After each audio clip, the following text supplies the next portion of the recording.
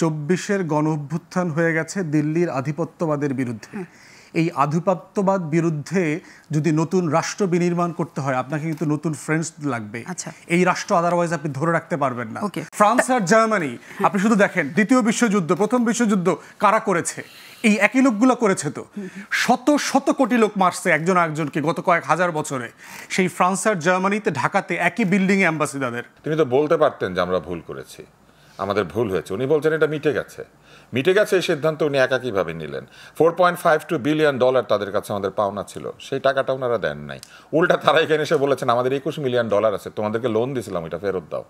$21 million আর আমাদের $4.52 billion, কোনটার দাম বেশি কোনটার কম? 21 মিলিয়ন কাইটা রেখে বাকিটা দিয়ে দিক। তারা ওইখানে স্বীকারই করেন নাই যে একটা বাংলাদেশ নামে নতুন রাষ্ট্র হয়েছে, তারা মুক্তিযোদ্ধাদের সঙ্গে যুদ্ধ করেছেন। তারা বলেছেন এটা পাক ভারত যুদ্ধ। তাদের তো এই জন্য ক্ষমা চাওয়া উচিত যে তারা ফ্লাইট লেফটেন্যান্ট মতিউর রহমান সহ সকল বীরশ্রেষ্ঠকে গাদ্দার বলে। তারা তো আমাদের সেক্টর কমান্ডারদেরকে গাদ্দার বলে। তারা তো আমাদের পুরো মুক্তিযোদ্ধাদেরকে গাদ্দার বলে। তো মুক্তিযোদ্ধারা গাদ্দার। 24-এর গণঅভ্যুত্থান হয়ে গেছে দিল্লির আধিপত্যবাদের বিরুদ্ধে। এই আধিপত্যবাদ বিরুদ্ধে যদি নতুন রাষ্ট্র বিনির্মাণ করতে হয় আপনাকে কিন্তু নতুন ফ্রেন্ডস লাগবে। এই রাষ্ট্র আদারওয়াইজ আপনি ধরে রাখতে পারবেন না। ফ্রান্স আর জার্মানি আপনি শুধু দেখেন দ্বিতীয় বিশ্বযুদ্ধ প্রথম বিশ্বযুদ্ধ কারা করেছে, এই একই লোকগুলো করেছে। তো শত শত কোটি লোক মারছে একজন আরেকজনকে গত কয়েক হাজার বছরে। সেই ফ্রান্স আর জার্মানিতে ঢাকাতে একই বিল্ডিং এ অ্যাম্বাসিডারদের। এখন আপনি এটা কতদিন ধরে রাখবেন? এই জেদ, এই ক্ষমা, কে কাকে মেরেছে, কার সাথে কাকে হত্যা করেছে, এটা সমাধানটা আসবে কোত্থেকে? একটা জায়গাতে এই আলোচনাটা শেষ করতে হবে যে আপনি কি রাষ্ট্র বিনির্মাণ করবেন না শুধু অতীতের রাজনীতিটা করবেন। আমরা কি অতীতে বকডাউন হয়ে যাব কিনা? পৃথিবীতে কখনো এই সীমান্ত গণহত্যার রেজলিউশন হয় নাই। আমাকে একটা এক্সাম্পল দেন। জেনোসাইডের কোনো হত্যার বিচার আরেকজন সরি বলে নাই। আর্মেনিয়ান জেনোসাইড বলেন, বসনিয়ার জেনোসাইড বলেন, একের পর এক জেনোসাইড। আমরা এই প্রশ্নটার উত্তরই তাহলে আব্দুল তুষারের কাছ থেকে নেই। এই প্রশ্নটার কোনো উত্তর আছে কিনা আপনার কাছে? কারণ আপনি আবেগতাড়িত হয়ে কখনোই ব্রিটিশ এম্বাসির কাছে যান নাই যে আমাদের উনি জানে কিভাবে আমি কোথায় কোথায় গিয়েছি উনি জানে না। আমি টকশোতে দেখিনি না, টকশোতে বলতে হবে কেন? আপনি কাকে গিয়ে কি বলছেন সব এসে টকশোতে বলতে হবে? আমাকে প্রশ্ন করলে আমি বলতাম আমি কি কি করেছি জানে।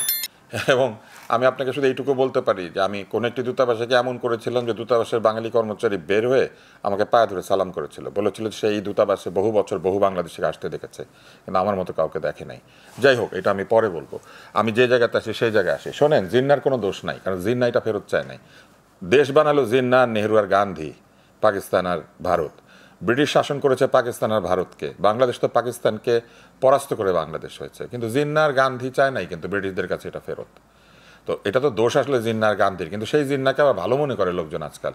এইখানে তার জন্মদিন পালন করে, জিন্না সাহেবকে বেশ সম্মান করে।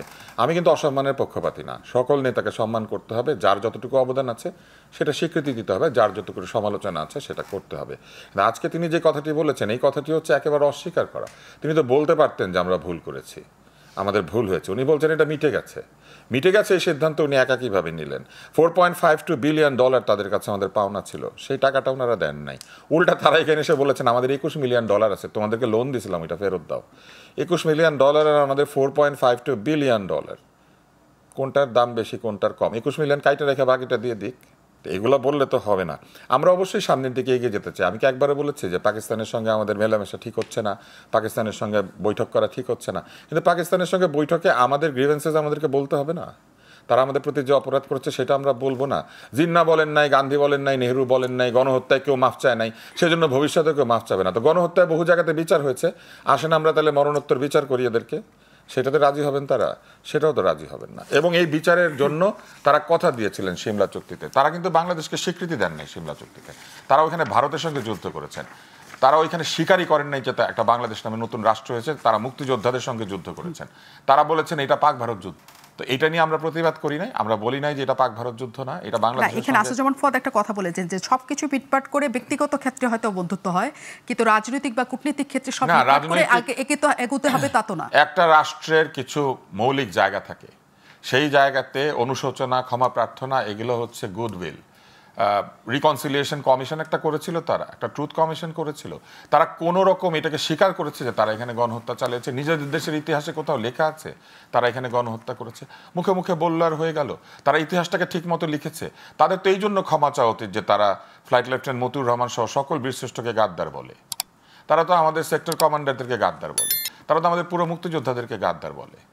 তো মুক্তিযোদ্ধারা গাদ্দার এটা তারা বলেছে যে আমরা আর গাদ্দার বলবো না। তাদের পাঠ্যপুস্তক এইসব জায়গা থেকে তারা যেসব জায়গাতে এই রেটরিকটা তৈরি করেছে, এই যে ন্যারেটিভটা তৈরি করেছে, সেটা তারা সংশোধন করেছে এই পর্যন্ত। বরং ইমরান খান বলেছে, ইমরান খান স্পেসিফিক্যালি বলেছে যে সে মনে করে যে পাকিস্তান অন্যায় করেছে, সেই জন্য ইমরান খান জেলে। ইমরান খানকে তারা থাকতে দেয় নাই। দেখেন, দ্বিতীয় বিশ্বযুদ্ধ যখন শুরু হইল, হিটলার যখন আপনার ড্যানজিগ করিডোর পোল্যান্ডে অ্যাটাক করলো এবং যুদ্ধ শুরু করলো, রাশিয়াও কিন্তু এফেক্টেড হইল। এবং হিটলার যুদ্ধ হেরে গেছে কিন্তু একটা বড় কারণ হচ্ছে রাশিয়ার স্নোফল, উইন্টারের সময় অ্যাটাক করেছে এবং তার জেনারেলরাও বলেছিল। এখন দেখেন, সোভিয়েত ব্লকের সাথে ক্যাপিটালিস্ট ওয়েস্টার্ন ব্লকের তো মারাত্মক সমস্যা বলশেভিক রেভলিউশনের পর থেকে চলছে। কিন্তু সেই দ্বিতীয় বিশ্বযুদ্ধের সময় আপনি দেখবেন হিস্টোরিক্যাল পিকচার আছে চার্চিলের সাথে রাশিয়ান সোভিয়েত ইউনিয়নের প্রধান এবং আমেরিকার প্রেসিডেন্টের বিখ্যাত ছবি আছে, একসাথে মিলে যুদ্ধ করছে। দ্বিতীয় বিশ্বযুদ্ধের পরের যেই জার্মানি ফ্রান্স অ্যাটাক করলো, দখল করলো, পুরো ইউরোপে তাণ্ডব করলো, ইউরোপিয়ান ইউনিয়ন তৈরির উদ্যোগটা কারা নিল? এই ফ্রান্স আর জার্মানি মিলে কিন্তু নিয়েছে। এখন প্রশ্ন হচ্ছে যে পৃথিবীতে এই ঐতিহাসিক অনেকগুলো লড়াই প্রতিটা সীমান্তে সীমান্তে আটকে আছে। আপনি গ্রিসে যান, ম্যাসেডোনিয়াতে যান, বলকান অঞ্চলে যান, প্রত্যেকটা জায়গায় দেখবেন যে আলেকজান্ডার দ্য গ্রেট কার, এই একটা বিতর্ক আছে যে আপনার সে কার সুপুরুষ, সে কার হিরো। এই আলোচনা মানে তর্কে একটা দেশের সাথে আরেকটা দেশের যুদ্ধ লেগে যাওয়ার মতো অবস্থা তৈরি হচ্ছে। আপনি বসনিয়া হার্জেগোভিনাতে যান, সার্বিয়ান এবং নন সার্বিয়ান ক্রোয়েশিয়ান পিপলের সাথে তার 1200 সালের একটা ঘটনা, এই ঘটনা তাদেরকে এখনও তাড়িত করছে। এখন প্রশ্ন হচ্ছে আপনাকে একটা জায়গায় তো মানে এটা কতদূর আপনি টানবেন, অতীতকে আপনি কত দূর টেনে নিতে পারবেন? প্র্যাগম্যাটিক লিডারশিপ এই জায়গাতে হিস্টোরিক্যালি খুব বেশি আসে না। এই যে দেখেন সারা বিশ্বয়ে যে কলোনিয়াল যে মানে ম্যাসাকার আমরা দেখলাম 200, 250, 300 বছর, ফ্রান্স বলেন, ইংল্যান্ড বলেন, বেলজিয়াম বলেন, জার্মানি বলেন, যাদের যেখানে কলোনি ছিল, কে এইটা রেপারেশন নিয়ে আলাপ করেছে? অনেকগুলো ক্যারিবিয়ান কান্ট্রি কিন্তু কমনওয়েলথ থেকে উইথড্র করেছে, রিজাইন করেছে, কারণ ইংল্যান্ডের রানীকে অথবা রাজাকে ক্ষমা চাইতে হবে কলোনিয়াল ইয়ের জন্য এবং রেপারেশন দিতে হবে। আমার এই যে 100, 150, 200 বছরের যে ঔপনিবেশিক শাসনের লুটের টাকা ফেরত দিতে হবে।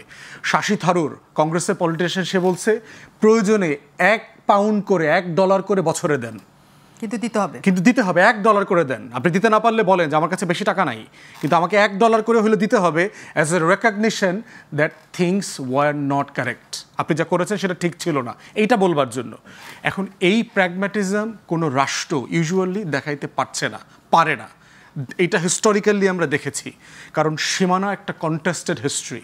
প্রতি 100 বছর, 80 বছর, 150 বছরের ভিতরে সীমানা পরিবর্তন হয়ে যায়। কূটনীতিতে আমরা বেনিফিট নিব, ব্যবসাতে আমরা বেনিফিট নিব, কিন্তু নৈতিকতার জায়গায়, রাজনীতির জায়গায় আমরা তো সবসময় দাবি করব যে ইউ হ্যাভ টু সেই সরি। ওই দাবি তো আমরা ছেড়ে দিব না। আমি তাইওয়ানের স্বাধীনতার দাবি চায়না মেনে নিয়েছে, তাইওয়ানের সাথে চায়না ব্যবসা করে না, পুরা ব্যবসা করে। হংকং যখন আলাদা ছিল তখন হংকংয়ের সাথে চায়না ব্যবসা করে নাই, ব্রিটিশ প্রোটেক্টরেট করেছে। তাইলে এইটা ব্যবসার অজুহাত দিয়ে দিয়ে এই রাজনৈতিক প্রশ্নটাকে এড়িয়ে যাওয়া হচ্ছে আরেকটা ডাইভার্সন ক্রিয়েট করা। এবং আমি তো বারবারই বলছি যে তারা তাদের ঐতিহাসিকভাবে তাদের বাচ্চাদেরকে শেখায় যে আমাদের সেনাবাহিনীর বীরশ্রেষ্ঠরা গাদ্দার। আপনি বীরশ্রেষ্ঠকে যারা গাদ্দার বলে আপনি মেনে নেবেন? আপনি মনে করেন দিল্লির শত্রু আমার বন্ধু, এটা যদি আপনি মেনে নেন তাহলে তো খুবই ভালো কথা, কোনো অসুবিধা নাই। কিন্তু সেই শত্রু যদি আমার সাথেও শত্রুতা করে থাকে তারপরেও মেনে নিতে হবে, কারণ সে এখন দিল্লির একটু ঢিল মারে, ইটা মারে। কিন্তু মজার ব্যাপার আছে, আপনি তো আদানির টাকা দেওয়া বন্ধ করেন নাই, আদানিকে তো ঠিক মতো টাকা দিচ্ছেন। ভারতীয়দের কোনো পেমেন্ট বন্ধ করেছেন? কোনো ভারতীয়কে চাকরি বন্ধ করে দিয়ে পাঠিয়ে দিয়েছেন ভারতে, যারা এখানে চাকরি করতো, যারা চলে গিয়েছে নিজে নিজে গিয়েছে। ফলে এই যে কথাগুলি বলা হচ্ছে, ব্যবসা ইন্ডিয়ার সাথেও চলছে, ব্যবসা পাকিস্তানের সাথেও চলছে, শ্রীলঙ্কার সাথেও চলবে, ব্যবসার দোহাই দিয়ে তো আপনি রাজনীতিকে ঠিক করতে পারবেন না। কিন্তু এখানে যে কথাটা বলছি, যেহেতু ভারতের একটা আগ্রাসন এই দেশে আছে, ভারত হচ্ছে কেন্দ্র, আচ্ছা, জন ফুয়াদ ভাই যেটা বলছেন যে এই পুরো পাকিস্তানের সাথে সম্পর্কের ক্ষেত্রে ভারত হচ্ছে একটা কেন্দ্র, কারণ তাদের বড় ধরনের আগ্রাসন করার জন্য আমার একটা বন্ধু তৈরি করতে হবে, সেটা পাকিস্তান হতে পারে। এখন পাকিস্তানের সাথে আমরা বন্ধুত্ব করব কারণ ভারতের সাথে আমরা এখন আর বন্ধুত্ব চাই না। তাহলে আমাদের স্ট্র্যাটেজি কি হচ্ছে যে কারোর সাথে বন্ধুত্ব করব, কারোর সাথে শত্রুতা? তাহলে সেটা কি পাকিস্তানের ক্ষেত্রে এক সময় হবে, ভারতের ক্ষেত্রে এক সময় হবে, এরকম দোলাচাল থাকবে, নাকি সবার সাথে আসলে সমান বন্ধুত্ব? এটা আমরা করতে পারতাম যদি আমরা আমেরিকার মতো শক্তিধর রাষ্ট্র হতাম, তাহলে আমরা করতে পারতাম। আজ তুমি আমার বন্ধু, কাল তুমি আমার বন্ধু না, either you are with us or you are my enemy, আমরা বলতে পারতাম। কিন্তু আমাদের তো সেই সক্ষমতা, সেই শক্তি নাই। আপনি চিন্তা করে দেখেন, আমাদের তো চায়নার থেকে আমাদের সব অস্ত্রশস্ত্র আনতে হয়। তো এখন তো বলেছে চায়নার থেকে কিছু আনতে গেলে আমেরিকার কাছে জিজ্ঞেস করে নিতে হবে। তো এইগুলা কি এক ধরনের আগ্রাসন না? এটাও তো আগ্রাসন। ফলে আগ্রাসন হইতেই থাকবে। শক্তিশালী যে বড় মাছ ছোট মাছকে খেতে চাইবে, ছোট মাছের কাজ হচ্ছে বড় মাছকে অ্যাভয়েড করা, অথবা বড় মাছের সঙ্গে এমন একটা কৌশলী সম্পর্ক তৈরি করা যাতে বড় মাছ তাকে খেয়ে ফেলে না। তো আমাদেরকে ওইরকম একটা জায়গায় যেতে হবে, একটা সিম্বায়োটিক রিলেশনশিপ তৈরি করতে হবে সবার সঙ্গে। এখানে ভারত, পাকিস্তান, নেপাল, ভুটান কেউই শত্রু না, কেউই বন্ধু না। আমার যখন যাকে প্রয়োজন হবে আমি তার সঙ্গে ব্যবসা বাণিজ্য করবো, কিন্তু কারোর সঙ্গে শত্রুতা করব না। এটাই হওয়া উচিত, কারণ শত্রুতার খরচ দেওয়ার মতো ক্ষমতা এবং যোগ্যতা দুইটার কোনোটাই আমাদের নাই। আপনি দেখেন মিয়ানমার এতগুলি রোহিঙ্গাকে আমাদের এখানে ঠেলে ফেলে দিয়েছে। কিছুদিন আগে মিয়ানমারে বন্দুকের গোলাগুলির শব্দ হচ্ছিল, আমাদের এখানে আমরা জাহাজ বন্ধ করে দিয়ে বসেছিলাম। মিয়ানমারে পটকা ফুটলে আমাদের এখানে জাহাজ বন্ধ হয়ে যায়। সেন্ট মার্টিন আমরা জাহাজ চালাতে পারি না, আমাদের দুইটা সাবমেরিন আছে, কিন্তু তারপরে আমরা এখানে জাহাজ চালাতে পারি না। এই শক্তি নিয়ে আমরা আসলে কার সাথে লড়াই করবো? আসলে আমাদের কাজ লড়াই করে না, আমাদের কাজ হচ্ছে লড়াই যাতে না হয় সেই ব্যবস্থা সেদিকে যাওয়া। এবং তাইলে আপনি মিয়ানমারের সাথেও বন্ধুত্ব করেন, রোহিঙ্গাদের পাঠিয়েছে, তাতে কি হয়েছে? কোনো তো অসুবিধা নেই। ব্যবসা বাণিজ্য করলে, সম্পর্ক করলে, এটা তো স্ট্র্যাটেজিক্যালি মিয়ানমার আমাদের ভালো বন্ধু হতে পারে। চায়নার সাথে করেন, অন্য যারা আছে তাদের সাথেও করেন, সবার সাথে বন্ধুত্ব করেন। শুধু ওইদিকে কেন, এই ৫,০০০ মাইল দূর করে ওইদিকে আটকে পড়া পাকিস্তানি শব্দটা প্রবলেম্যাটিক। কারণ যেই পাকিস্তানকে এখানকার লোকরা বলছে ওই পাকিস্তানটা তারা কোনোদিন দেখে নাই। এই মানুষগুলো আসলে কোত্থেকে এসছে? তারা বিহার থেকে এসছে, উড়িষ্যা থেকে আসছে। বিহারে আপনি জানেন 45-46-এ এন্টি মুসলিম অনেকগুলো রায়ট হয়। বিহারের গণহত্যা খুব বড় রায়টের ঘটনা, দাঙ্গা। সেই দাঙ্গা থেকে পালিয়ে তারা মুসলমান হিসেবে এই পাকিস্তানে চলে আসছে 46-47-এ। তো আটকে পড়া পাকিস্তানি শব্দটা রাইট না, এটা আটকে পড়া মুসলমান বলতে পারেন, আটকে পড়া বিহারি মুসলমান বলতে পারেন, আটকে পড়া উর্দুভাষী বলতে পারেন। এবং তারা উর্দুভাষী বিকজ তারা বিহারের জনগোষ্ঠী, তারা উর্দুতে কথা বলে ওই অঞ্চলের আর কি। প্রশ্ন হচ্ছে যে বাংলাদেশে কিন্তু সুপ্রিম কোর্টের একটা রায় আছে 2007-08-এর দিকে, যে যাদের জন্ম এই কমিউনিটিতে বাংলাদেশে হয়েছে, বাংলাদেশ আমলে হয়েছে, তারা সবাই জন্মসূত্রে বাংলাদেশি বলে বিবেচিত হবেন এবং তাদেরকে পাসপোর্ট দেওয়ার জন্য অর্ডার করে দেওয়া হয়েছে। আজকে এই সময়টাতে এসে বিহার থেকে আসা, ওখানে জন্মগ্রহণ করেছে, বড় হয়েছে, এমন মানুষ আপনি বেঁচে আছে খুব বেশি পাবেন না। তো সেই জায়গাতে মানে প্রচুর দাবি আছে, মানে আমরা এখানে আটকে পড়ে আছি, আমরা ওই পাকিস্তানে ফেরত যেতে চাই, এই রকম দাবি এই কমিউনিটিতে অলমোস্ট কেউ নাই। তারা আসলে মোটা দাগে সবাই বাংলাদেশি, তারা উর্দুভাষী বাংলাদেশি, তাদের অরিজিন বিহার থেকে এসছে। ইকুয়ালি একটা ইস্যু আছে হচ্ছে প্রায় 40 লাখের মতো বাঙালি করাচিতে আছে।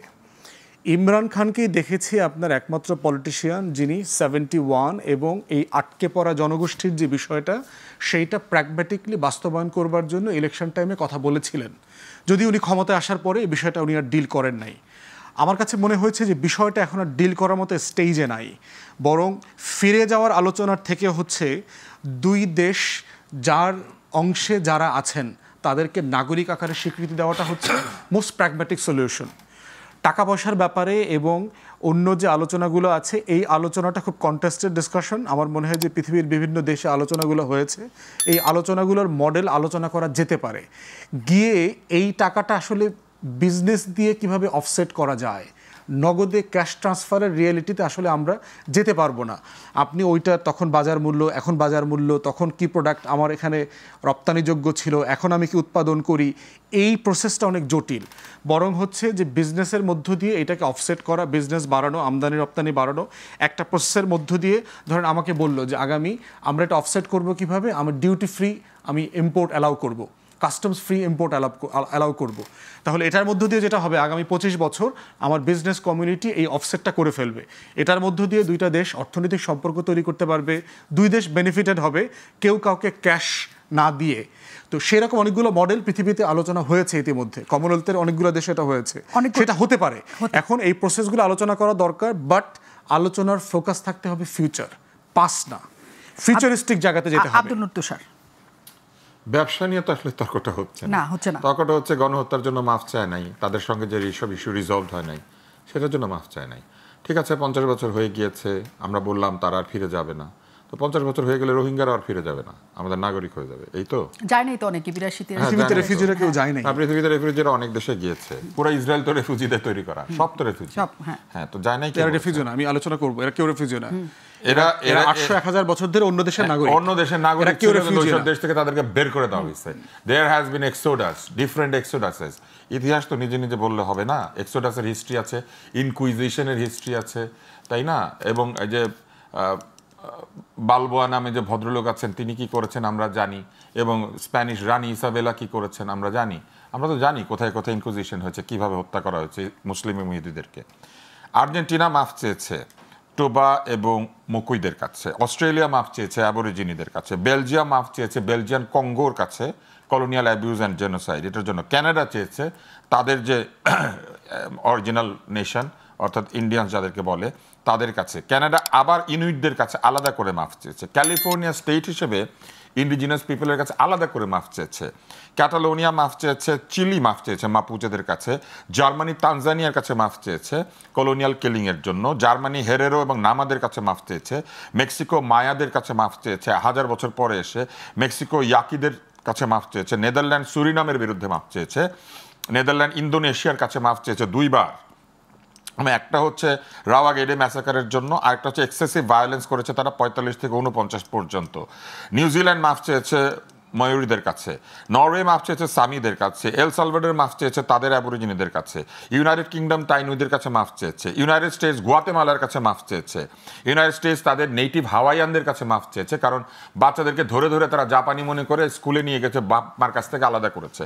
ইউনাইটেড স্টেটস আবারও রেড ইন্ডিয়ান বলে যাদেরকে, সেই ইন্ডিয়ানদের কাছে মাফ চেয়েছে।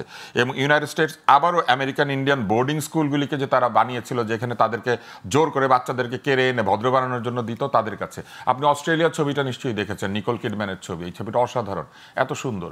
সেই ছবির মধ্যে কিন্তু আছে যে কিভাবে অস্ট্রেলিয়ানরা নির্যাতন করেছে দ্বিতীয় বিশ্বযুদ্ধের সময়ও এই অ্যাবরিজিনিদের উপরে। খালি তো ওই ছবিটার মধ্যে নিকোল কিডম্যান আর হিউ জ্যাকম্যানের নাচ দেখলে হবে না, তাই না? অন্য জিনিসও দেখতে হবে।